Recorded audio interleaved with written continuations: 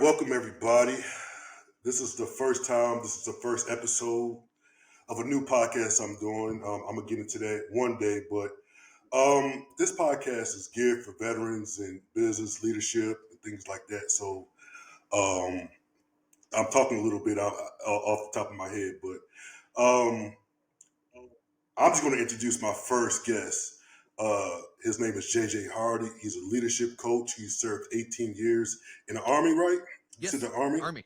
In the Army. So I'm looking forward to having a conversation with him, and it's going to be a great conversation. So without further ado, we're going to get right into it. So, hey, how you doing, JJ? Lucas, I'm great. Thank you very much. I'm humbled that you're willing to bring me on your show, and even more humbled that you're putting me on your pilot. So, thank you very much. Yes, sir. Yes, sir. And I'm like, at, off the record, I was like, just bear with me. I do a podcast, but this is like something, a new niche for me. It's new. So I'm like, I have to get my bearings with it. But, JJ, tell me a little bit about yourself. I know you have a book, but you can get into that. But tell me about yourself. Well, so like you said, I'm a veteran. I served in the U.S. Army, retired as a warrant officer 2018. I'm married. I've been married also 19 years and Mm-hmm. have two wonderful kids. My daughter's about to graduate from high school. Um, but now I'm on this journey of leadership to kind of help empower people to be the best version of themselves. And in addition to that, I do a couple of podcast shows Mm-hmm. where I talk about leadership and I talk about veteran entrepreneurship as well. And I try to inspire people to to be the best version of who they are, not necessarily what the Mm-hmm. uniform told them they were, but the best version of who they are. I like that a lot. So talk to me a little bit about the how the military uh, leadership has helped you, or maybe harms you. You talked about like being the best that they can be, not what the military tells them what they are, but like what is help me because I've never been in the military, Sure. so help me understand a little bit about what you just said right Sure. So, there. as far as leadership in the military, they do a very good job at teaching you leadership Mm-hmm. because, as you know, in the military, we're required to do things sometimes that are really really difficult. Sometimes in a combat Mm-hmm. zone. Sometimes when we're far away from our families, so on and so forth. So we got to rely on the person to the left and our right. So Mm-hmm. leadership, the lessons that they teach us are extremely important. Um, pardon me. I'm sorry, but the other part that I want people to take away from that, you're not the military, is that identity Mm-hmm. portion. When you're in the Mm-hmm. military, you have a rank, you have a title, you serve a very specific need, and you don't Mm-hmm. have to worry about, um, being valid in that need.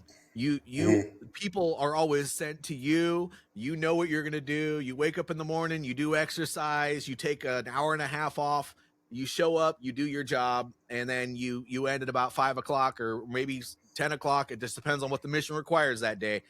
When you get out, nothing is spelled out for you, and a lot of time people serve directly out of high school, and so that is their Mm-hmm. entire adult identity and know-how. So when they stop doing that, it's really really hard to figure out how to figure out where you fit in the civilian world. Whether you go get a job or start a business, the lingo is not the same. I mean, you look at these job application or these job listings that are out there, and everything you know about what you've been doing your whole adult life, all the language that they use and all that stuff is just so foreign, and then you don't think you can Mm-hmm. do it, and then you don't know where you fit, and then it just ends up spiraling into this crisis where it's difficult, and that was part of my journey as well. Luckily, I found a DAV and a few support groups on the outside to kind of guide me in the right direction. Plus, I had a couple great family members.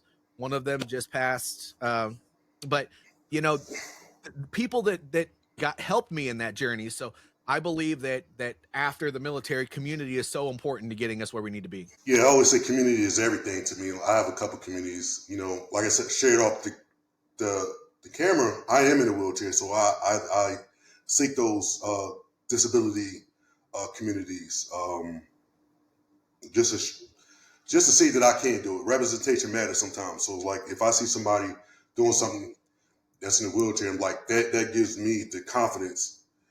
Or sometimes the confidence to say, let me try to be the first person to do that in that space. You know, not just because they're saying, well, if I don't see anybody in that situation that looks like me that's doing it, it's like, nah, I could do it. I just might have to be the first person to do it. But Right. it's funny you say that. I had a guest on my show that I know. He spent 30 years in the Air Force, and right out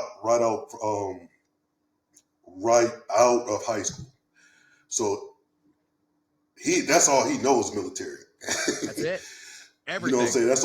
That's all he knew. And he talked about the bad times. There were some good times getting out, but the bad times. Hmm. Can you share any of those? Do you have any um, moments of like just not really hitting rock bottom, but just like I don't know if I could live the civilian life. Yeah. I will say that it started during my transition. So Mhm. my transition started with finding out that I was going to have to be medically retired, and Okay. I was fresh into being a warrant officer, which is, Mhm. a version of a senior leader in the military for those who don't know what that means in your audience. But it I wasn't done. And Mhm. still mentally I'm not done. So it's like as soon as I was told that I had to leave and then I started being separated from everything that I was doing Mhm. for my profession in the military, not necessarily just being in the military itself, but watching other people do the stuff that I was doing because they were trying to Mhm. separate me. It felt like my train was leaving without me every day. Yeah. And so that 8-month journey from the time that I found out I was going to have to leave to the time that I left, I did go into kind of a depressive state because, Mhm. this family that I had for all of these years is now a family that I'm not going to be a part of anymore.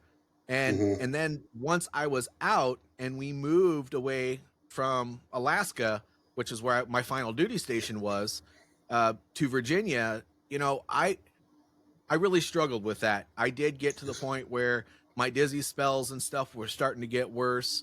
I Mhm. I would I had quite a few disassociative events, and I do have post traumatic stress. And I'll be Mhm. honest with you, when you're working a lot and you have a purpose, the symptoms of that just are not nearly as rough. But as Mhm. soon as that purpose and that level of busyness that you had, and by the way, commonalities with all the people you were working with that had similar problems, that goes away. It seemed like everything just got heightened, and it was hard. Mhm. I found myself, I don't like admitting it, but I found myself sitting alone and crying. I found myself getting angry a lot more often. I found myself uh, doing things like isolating myself that I would not normally do, and Mhm. that lasted for a while. Probably lasted over a year, and Wow. until I found, somebody recommended at the VA, because I was going through counseling at the time from a person who never served in the military. God bless her soul. She was a wonderful person, but that doesn't. We had no commonality, so Mhm. it was difficult. So I found the DAV. I bought the lifetime membership into the DAV, and then I started attending some groups over there in Virginia, and I found that I was not the only one going through these hard times after the military, and some people were still going through it 30 or 40 years after separating.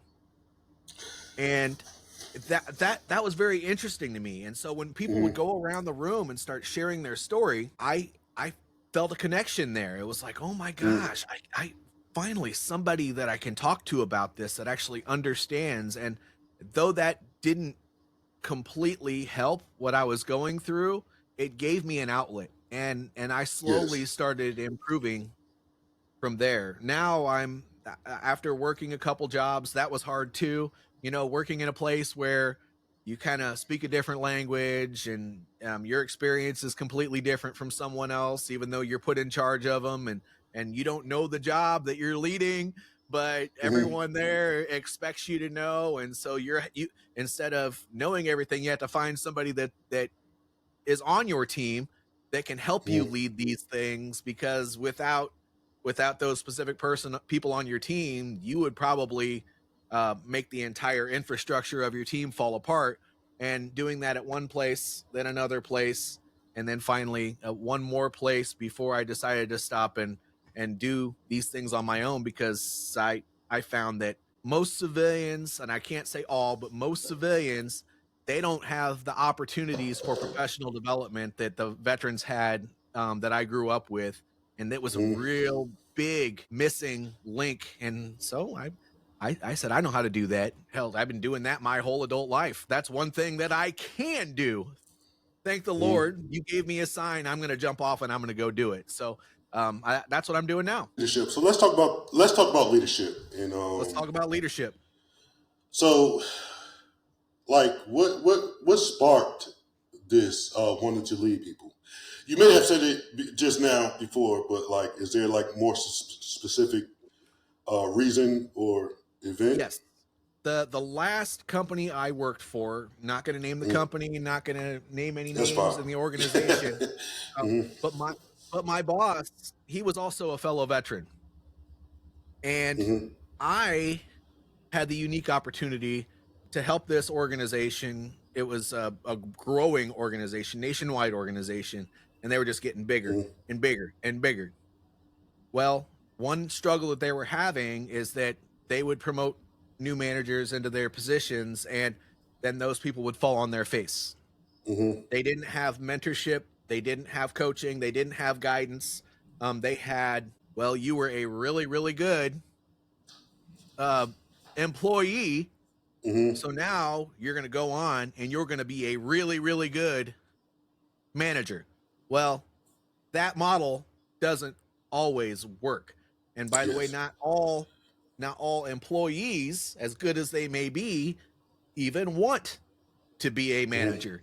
And sometimes that promotion happens whether you like it or not.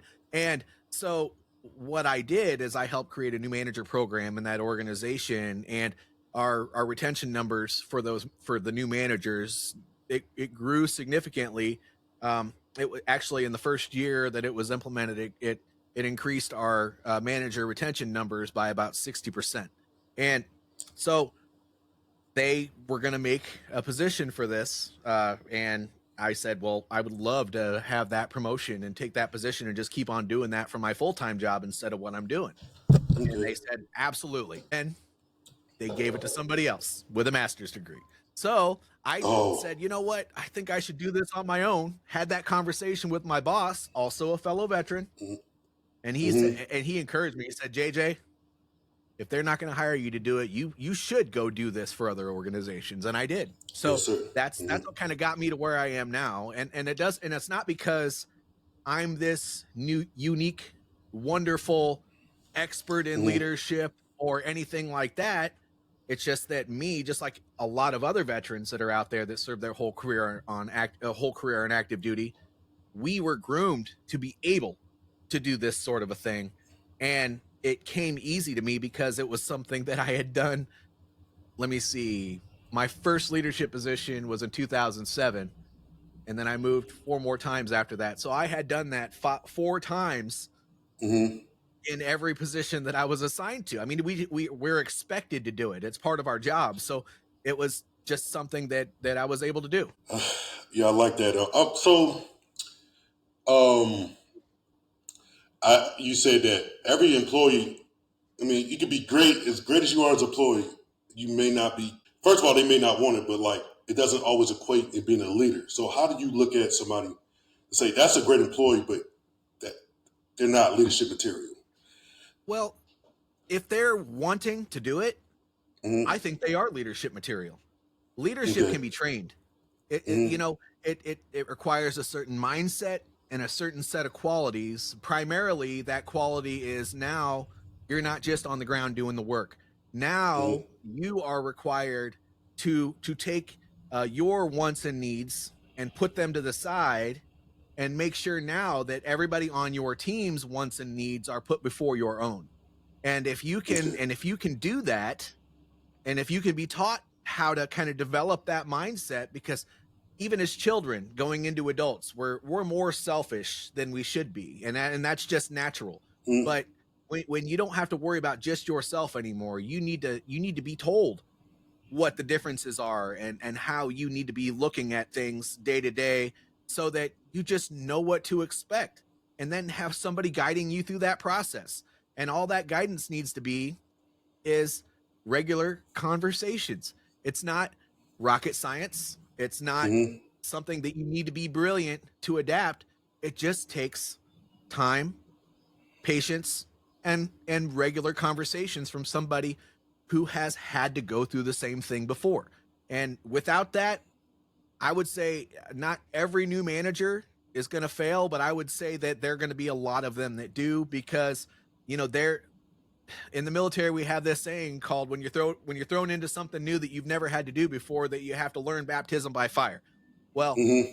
that works to a certain extent, but if you don't but with the guidance, your level of success and the speed of that success increases significantly. Okay.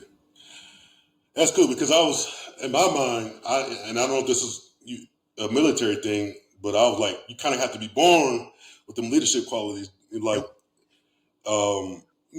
it's that's how I always saw it. So it's like you either Mhm. got it in you or you don't. So what you said telling me is that you could be taught how to be a leader. If you already just want to do right by other people, Mm-hmm.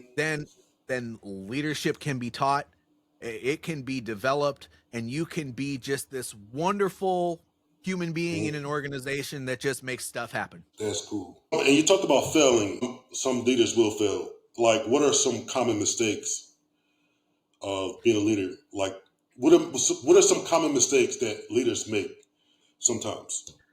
Well, especially during that transition into their first position, I would say the most Mm-hmm. popular mistake that leaders make, managers make specifically, or supervisors, is that they feel like they have to do all of the things themselves. That mentality was adopted from when they were that that blind guy who was out there doing everything by himself, because that was his or her job. Mm-hmm. But when you transition into that leadership position, one of the most important things is that if you try to do everything yourself, you're going to fall flat on your face, because now Mm-hmm. you have a team of people that help you accomplish your overall mission, instead of you having to go out there and grind and then ask all the questions all day long and then go back and grind some more. There's a different kind of grind, because you have to monitor. I don't like talking about statistics, but statistics are Mm-hmm. important. So you monitor the statistics. You walk around, if you're not in either a hybrid or a remote environment. You walk around the workplace and talk to all your employees, see how they're doing, and you kind of got to keep your finger on the pulse, so to speak. But once you do that, you figure out who your good people are that you can leverage for certain things, and who you can't, obviously, because as much as we love the people that we work with, not everybody's a superstar. Everybody Yeah. has a skill set, and that's there is that. But if you Mm-hmm. understand the strengths and weaknesses of your team because you know who they are, then why would you go out there and try to do all the hard things that you don't think your team can handle on their own, because you're this guy who has always had to tackle it by yourself? Why would you go out and do that by yourself if you have amazing people that you can leverage to help you get that done? And that's where they Yeah. fail, in my opinion. And I like that. So, speaking about keeping your finger on the pulse and things like that, like when you're leading people, how important is to stay like adaptable?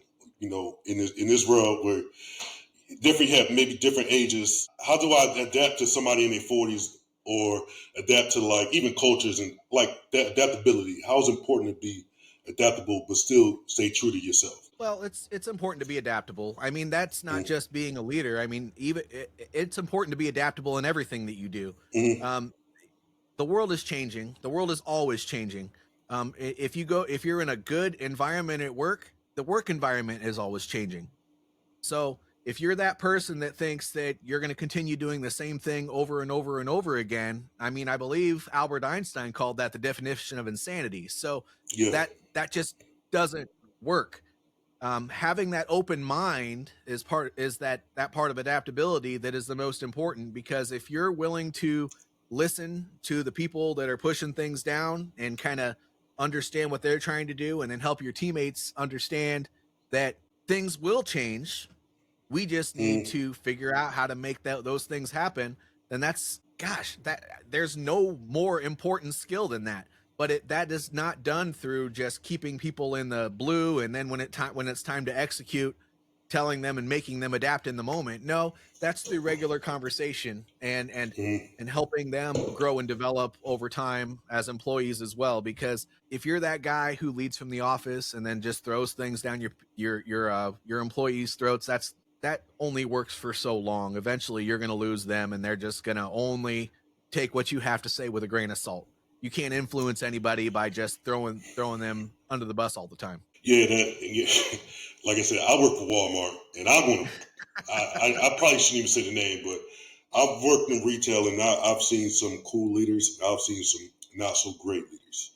Um, that there was managers that I trusted that if they told me to do something, that I knew that they would have my back, and there was some managers that I knew that they would throw me under the bus. Um, and so, with seeing that, so how do you like if you recognize leadership qualities in somebody? How do you encourage them? How do you talk to them about taking that step to become a leader when they may say, "No, I'd rather just do my job," or "I don't want to step into that leadership role and fail."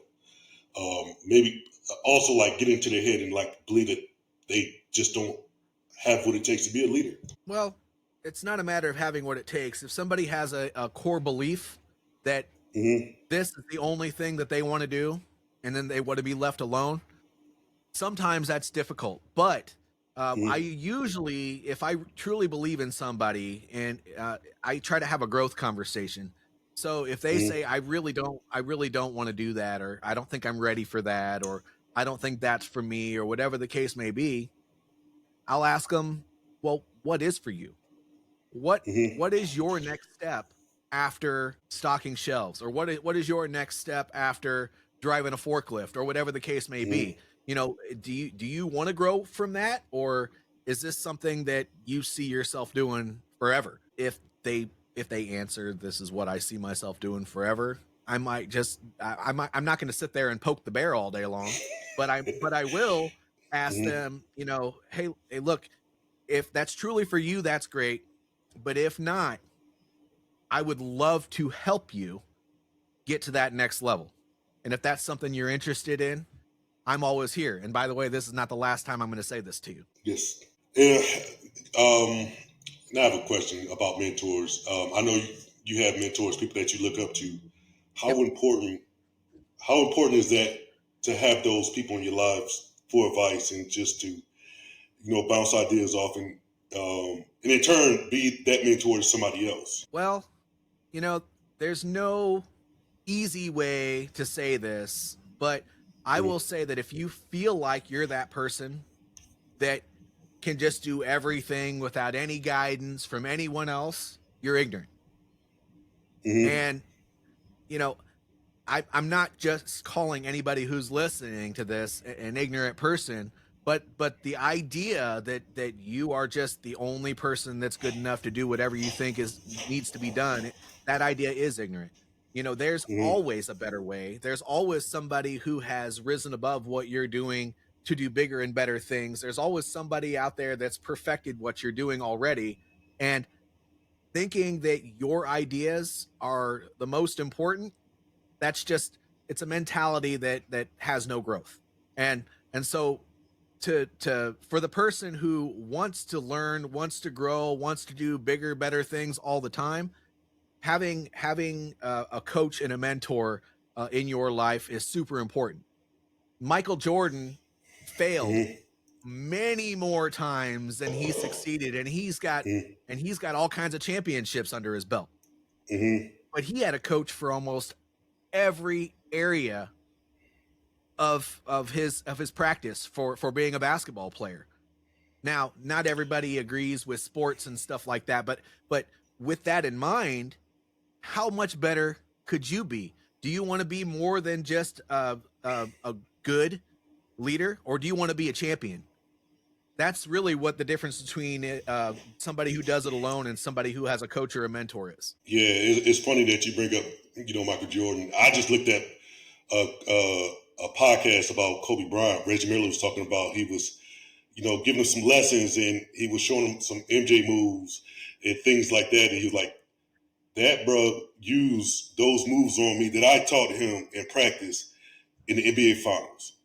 He was like, Yep. people were giving him the game and he was using that. He just studied. He studied the game. He wanted to know everything about the game, and that competitiveness is, and I think that's where, like, I think that for me, we're born leaders because I feel like you have to have some type of fire. And I understand what you said, but like that fire of what separates a great leader from just a leader. Because Mm-hmm. if I'm gonna be a leader, I want my people that follow me to trust me, that they got my back, that I got their back at any. I'm willing to die for them. That's being extreme, but I really want to be that leader that people could trust. And I understand you wrote a book, right? Oh, I still have some more questions, but I understand you wrote a book. yeah. Matter of fact, they're right here. They're not real big, but they're on specific topics. One is my journey to entrepreneur. Oh wait, where's my camera here? Okay, one is my journey to entrepreneurship, and this just I geared it in a way where people can learn if they really want to how to start a solopreneur business of their own, whether it's coaching, whether it's going out there and being a photographer, whatever. I mean, this one kind of gives you a roadmap using my personal experiences as an example. And so it's really short. I want both of these to be so short that somebody can read it multiple times if they want to and get whatever they need out of it. And then it can sit on your shelf if you want to, or pass it on to somebody else. My other one is it's specifically about leadership. Mm-hmm. And there it is. Why organizations should develop their leaders. So this is I call this my why book. If you're ever if an organization out there is ever wondering why they would hire a coach or hire a trainer or hire somebody to come in and help their managers with a little bit of leadership, this is the reason why. It has everything that I believe about leadership to be true in there, and also a short pocket guide. Both of these you can put in a portfolio, take with you, highlight the important things, whatever the case may be. Yeah, but I mean, you can find both of these. You can find both of these on Amazon. You can reach out to me if you want to talk about these things. But I mean, that my passion is leadership because I've seen the effect of it not working well, and with a little bit of with a little bit of love, how it can work well right after it didn't. Yes, sir. I like that, man. I think I'm gonna go look at it, and I may buy just a support. I'm a supporter of things, so I've bought my guest books and things like that on my other podcasts, and especially if they have audio. Like, I know it's probably not audio, but like if they have audio, I'm like, I got it, so I listen to it. But I do support, and I have a couple books from other people that I have and things like that. So I probably have a couple more questions for you, at least. Sure. No, I'm going to ask you, writing a book. So you say you wanted, like, how was that process? I just want to know how about the process of writing books and being disciplined enough to write those books. Well, you said it right. Discipline. That's what it takes. You just got to find a little bit of time out of either every day or every week or whatever works for you. But when you find that time, for me, I had to schedule it. And then I had to stick to my schedule and not find an excuse not to do it. And then, and then after it was all done, I needed to keep that schedule so that I could edit it, get it ready. And then my wife is, so I'm not really what I would consider to be an English good grammar sort of a person. So my wife is, so I had to deal with handing that over to her a couple of times, both of those, and letting her commit murder with a red pen on there and hand it back to me so that I could make those corrections. But what I would say to the person who wants to write a book Mm-hmm. that hasn't done it or feels like they can't do it, listen, if this illiterate son of a gun can go out there and write something and put it up on Amazon, then you can do it too. There's, that we this is a mindset thing. We all make up excuses in our mind, and what we choose to believe is what we move forward with. So if we choose to Yes, sir. believe that we can't do it, then we don't.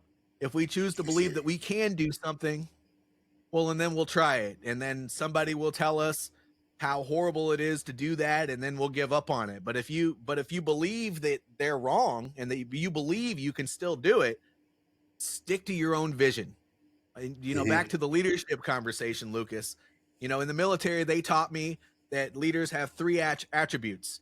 So leaders have presence, they have vision, and that vision is important. That's what we just got done Mm-hmm. talking about. And they have intellectual capacity. I believe that regardless of how smart we are, we all have some sort of intellectual capacity. Okay. Vision Yeah. is nothing more than seeing the end result, believing in that end result, and pushing towards that end result. And the leader of presence means that you show up. And in this example, for being a writer, if you want to do it, you just have to show up for yourself. And in reality, sometimes I never have a vision, problem with my vision, but like showing up. If I show up, that is 70, it's not even half, it's 75%, 85% of my battle. Just showing up. It's not And just I'm you, like, brother. why didn't I do it in the first place? I could have did this 5 years ago, 10 years ago. I'm showing up for it now, and it's just like, come on. Like, and I get mad at myself, and it's just like, so, and I realize like, that's a part of how I lead people. Like, I try to get people, but man, people, like, if you want to start a podcast, sometimes podcasts oversaturated, but people are looking for your voice. They don't need Mm-hmm. my voice, they need your voice. It's Yep. not about like, if one person listens to your podcast, if you're speaking life to them, do it for them. Don't look at the numbers. Like, do this for the people that listen to you, that want to hear your words. I'm like, just show up for them. So It's not just that's you. And always, you know what? yeah. Don't ever think to yourself for 1 minute that just because you are showing up now, but you didn't show up then, that Mm-hmm, it means less now. It mm-hmm, what you did in the past. I don't want to say it means nothing, but it mm-hmm, means nothing to your future. It's how you mm-hmm. show up today and every day after today that matters. Yes, sir. And I appreciate that. I think I got one more question. Sure. So say I was, I'm going to step into a leadership role tomorrow. What is a piece of advice that you can give me? Not even, it's not comfort. I don't need comfort. I just want advice that I can stick with. And I'm like, look, I remember when JJ told me this, and it still rings true today. Well, stepping into that role where you're managing a team, the Mm-hmm, best piece of advice I can give you is that it's not about you. mm-hmm, When you start managing a team, every everything within your duty scope from the point that you start managing that team to the point that you move on to go do something else. And actually this is a good life advice because mm-hmm, it's not about you. mm-hmm. Everything that you do should be to support your team, Yes, sir. because if you're the manager, it's right there in the name. You're Mm-hmm, managing that team. The difference between managing and leading is that you don't try to do it yourself. You don't worry about your self-interest. You empower and delegate to those team members, and then you help them in their job. yes, sir. So that's kind of the definition of it's not about you. That is my best definition to somebody who first starts off in a management position. I like that a lot. I think that's good advice. JJ, I will always think about you, even if I never get the chance to talk to you again, because you were my first recording for this podcast. I appreciate the experience. I thought it was very good.